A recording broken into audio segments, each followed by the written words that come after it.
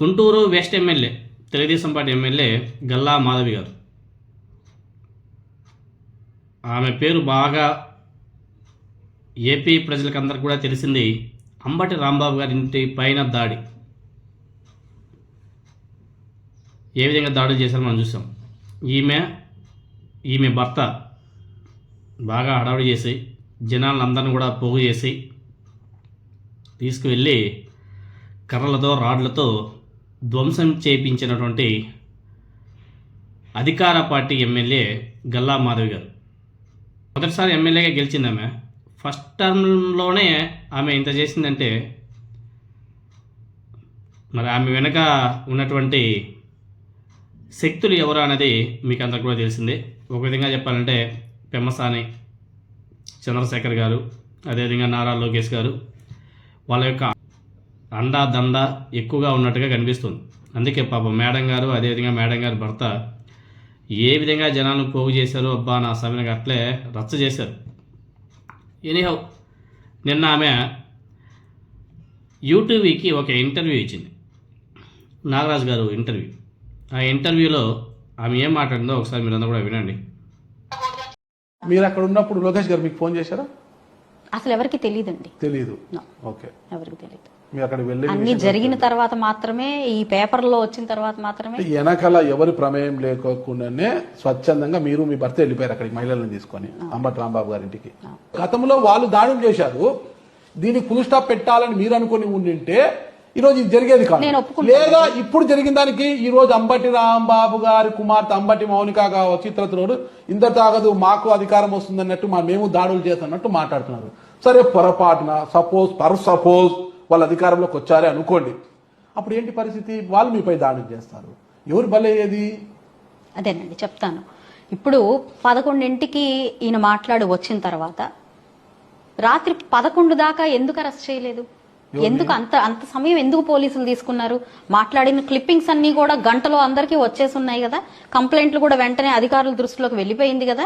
అందరూ కూడా ఈయన సీఎం అన్నారు, మాట్లాడకూడదు అని చెప్పారు కదా. ఎందుకని ప్రజల్లో ఒక ఉద్వేగం మొత్తం రేజ్ అయ్యి వీళ్ళ ఇంటి దాకా వచ్చేదాకా అధికారులు స్పందించి ఆయన చేసిన తప్పుకి ఎందుకు ప్రిలిమినరీగా అరెస్ట్ చేయలేదు? కాదండి, మీరనేది చట్టం చూసుకుంటుంది కదా అని అన్నారు కదా, చట్టం ఎందుకు డిలే చేసింది? మేడం గారు అంటుంది, అంబటి రాంబాబు గారు చంద్రబాబు నాయుడు గారిని తిట్టింది 11 గంటలకు కదా, మరి రాత్రి 11 గంటల వరకు అధికార పార్టీ పోలీసులు ఏం చేస్తున్నారు అని చెప్పేసి అడుగుతుంది. అధికారం ఎవరిది? వైసీపీదా? అధికారం వీళ్ళదే కదా, వీళ్ళ ఎమ్మెల్యేనే కదా హోమ్ మినిస్టర్గా పనిచేస్తుంది, వీళ్ళ ఎమ్మెల్యేనే కదా ముఖ్యమంత్రిగా పనిచేస్తున్నాడు, వీళ్ళ ఎమ్మెల్యేనే కదా మినిస్టర్గా పనిచేస్తున్నాడు నారా లోకేష్ గారు. మరి వీళ్ళ ఎమ్మెల్యేనే కదా, అంటే వీళ్ళతో కలిసి పోటీ చేసినటువంటి జనసేన పార్టీ ఎమ్మెల్యేనే కదా డిప్యూటీ చీఫ్ మినిస్టర్గా పనిచేస్తున్నాడు. మరి వీళ్ళు నియమించినటువంటి అధికారే కదా డీజీపీ గారు, వీళ్ళు నియమించుకుంటే ఐపీఎస్ ఆఫీసరే కదా ప్రతి జిల్లాలో ఉన్నటువంటి ఎస్పీలు కానీ డిఎస్పీలు అందరూ కూడా. మొత్తం వీళ్ళ అధీనంలోనే కదా నడుస్తుంది. 11 గంటలకు అంబటి రాంబాబు గారు తిరిగితే రాత్రి 11 గంటల వరకు ఈ పోలీసులు ఏం చేస్తున్నారు అని చెప్పేసి అడుగుతుంది కదా ఈమె. మరి ఏం చేస్తున్నారు అని చెప్పేసి ఒకసారి హోమ్ మినిస్టర్ అనితా మేడం గారిని అడగచ్చు కదా, చంద్రబాబు నాయుడు గారిని అడగచ్చు కదా, deputy chief minister Pavan Kalyan గారిని అడగచ్చు కదా, ఈ రెడ్ బుక్ రాజ్యాంగాన్ని నడిపించే నారా లోకేష్ గారిని అడగచ్చు కదా. వాళ్ళు అడుక్కున్న ఈమెది విచిత్రంగా ప్రశ్నిస్తుంది. అధికారం మీ చేతుల్లో ఉంది, అంబటి రాంబాబు గారిని పోలీసులు ఎందుకు అరెస్ట్ చేయలేదని చెప్పేసి ఈమె విలేకరిని అడగడం చాలా విడ్డూరంగా ఉంది, చాలా విడ్డూరంగా ఉంది. అమ్మ మాధవి గారు, గల్లా మాధవి గారు, అధికారులు ఎందుకు అరెస్ట్ చేయలేదు అనేసి అడగవలసింది మీ హోమ్ మినిస్టర్ అనితా మేడం గారిని, అదేవిధంగా చంద్రబాబు నాయుడు గారిని, నారా లోకేష్ గారిని, పవన్ కళ్యాణ్ గారిని. అంతమంది అంబటి రాంబాబు గారి ఇంటికి వచ్చినా కానీ అక్కడ ఉన్నటువంటి పోలీసులు కనీసం పట్టించుకోకుండా తిరిగి అంబటి రాంబాబు గారిని పారిపోమని చెప్పేసి చెప్పడం వెనుక మొదలవేంటి? అంబటి రాంబాబు గారిని పోలీసులే మీరు ఇక్కడ నుంచి పారిపోమన్నటువంటి విషయం ఈ మేడం గారికి తెలియదా? తెలియదేమో, ఒకసారి తెలుసుకోండి. పోలీసులు అక్కడే ఉన్నారు పోలీసులు అక్కడే ఉండి కథంతా కూడా నడిపించారు. అక్కడే ఎవరో డిఎస్పీ అంట డిఎస్పీ అంట అంబటి రాంబాబు గారు సార్ మీరు ఇక్కడి నుంచి పారిపోండి సార్ అని చెప్పేసి చెప్పారంట. ఆ విషయం మీకు తెలియదేమో పాపం. పోలీసులను అడ్డం పెట్టుకొని మీ కూటమి చేస్తున్నటువంటి ఇటువంటి దుశ్చర్యలకు సమాధానం చెప్పే రోజు ఒకటి తప్పకుండా వస్తుందనేసి గుర్తుపెట్టుకోవాలి.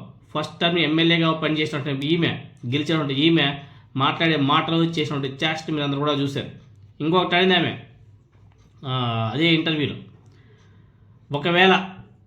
ఒకవేళ వైసీపీ అధికారంలోకి వస్తే అప్పుడు మీ పరిస్థితి ఏమిటి అనేసి అడిగితే, నాకేమి కష్టపడి వచ్చాం, ఓడిపోయినా పర్లేదు, గుంటూరులో పునుగులు వేసుకొని నేను బతికేస్తాను, పారిపోయే ప్రసక్తే లేదు, పునుగులు వేసుకొని బతికేస్తాను అని చెప్పేసి మాట్లాడింది. లాస్ట్కి ఆమెకు ఆ పరిస్థితి వస్తుందేమో అని చెప్పేసి ఆమె ముందుగానే ఊహించుకున్నట్టుగా కనిపిస్తుంది.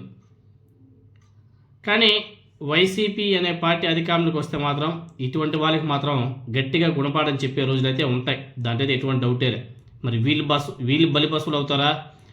వీళ్ళని నమ్ముకొని అక్కడికి వెళ్ళి ఆ ఇంటి మీద ధ్వంసం చేసినటువంటి కార్యకర్తలు బలవుతారా?